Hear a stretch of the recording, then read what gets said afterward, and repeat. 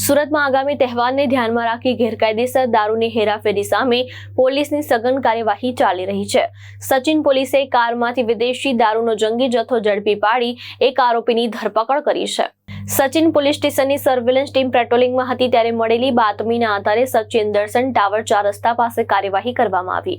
પોલીસે સફેદ રંગની હુન્ડાઈ વર્ના કારને અટકાવી તપાસ હાથ ધરી હતી। કારની તલાશી લેતા અંદરથી વિદેશી દારૂની અલગ અલગ બ્રાન્ડની નાની બોટલો, મોટી બોટલ અને બિયરના ટીન મળી કુલ 468 નંગ જથ્થો મળી આવ્યો। પોલીસે દારૂનો જથ્થો ₹3 લાખની કાર અને 10,000નો મોબાઈલ ફોન મળી કુલ ₹4,15,814નો મુદ્દામાલ જપ્ત કર્યો છે। આ કેસમાં પોલીસે રાજુ શાંતિલાલ પટેલ નામના 48 વર્ષીય આરોપીની ધરપકડ કરી છે, જે જમીન દલાલીનું કામ કરતો હોવાનું જાણવા મળ્યું છે। સચિન પોલીસે આરોપી વિરુદ્ધ ગુજરાત નશાબંધી અધિનિયમ હેઠળ ગુનો નોંધી આગળની કાયદેસરની કાર્યવાહી હાથ ધરી છે।